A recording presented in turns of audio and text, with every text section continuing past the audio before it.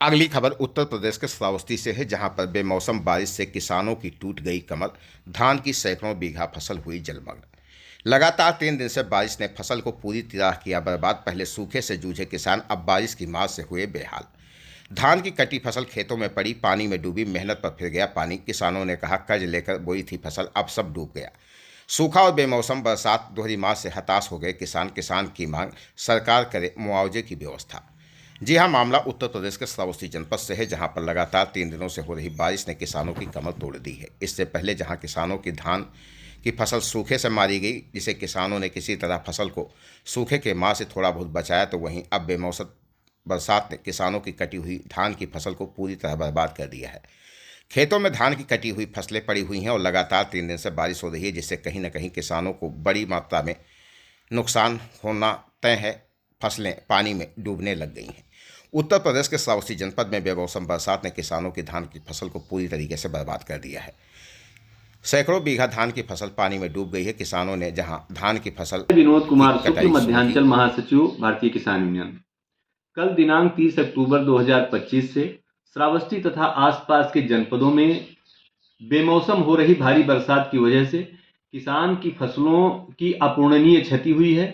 उत्तर प्रदेश सरकार तथा श्रावस्ती जनपद के प्रशासन को तत्काल किसानों पर पड़ी इस गंभीर आपदा को संज्ञान में लेते हुए फसलों का सर्वे कराना चाहिए और जिन फसलों का प्रधानमंत्री फसल बीमा के अंतर्गत बीमा है, उनको बीमे की धनराशि के साथ साथ सरकारी मुआवजा हेतु की सहायता किसानों को प्रदान करनी चाहिए। भारतीय किसान यूनियन के किसान नेता विनोद शुक्ला ने बीमा कंपनी व सरकार से मुआवजे की मांग की है। किसान बेहद परेशान हैं। आपको बता दें, अन्नदाता किसी तरह से दिन रात मशक्कत करते हुए फसल उगाते हैं, जिसके बाद कभी सूखा तो कभी खाद की किल्लत से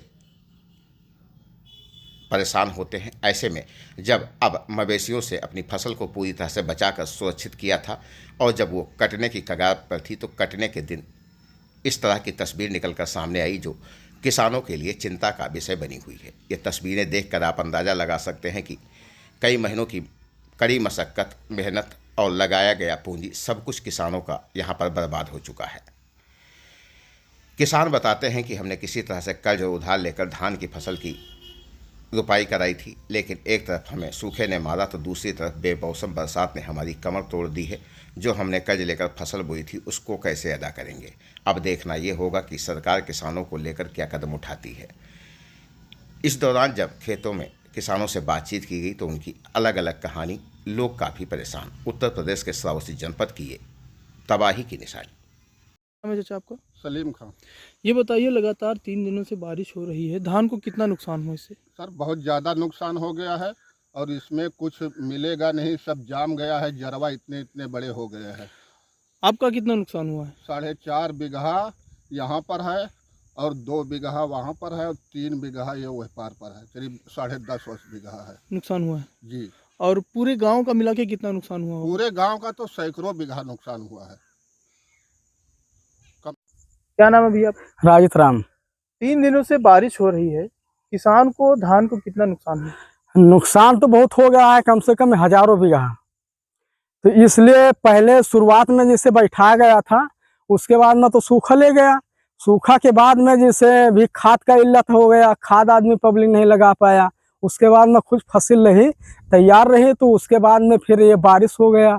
बारिश कटने के बाद में पानी हो गया, पानी के बाद में उछिया रहा है, बहुत नुकसान हो गया। लगभग पूरे क्षेत्र में कितना नुकसान हुआ? अरे पूरे क्षेत्र में तो काफी, कम से कम 1000-2000 बीघे होगा। क्या मांगे है सरकार से? सरकार से ये है कि कुछ सहायता के लिए आर्थिक मदद किया जाए।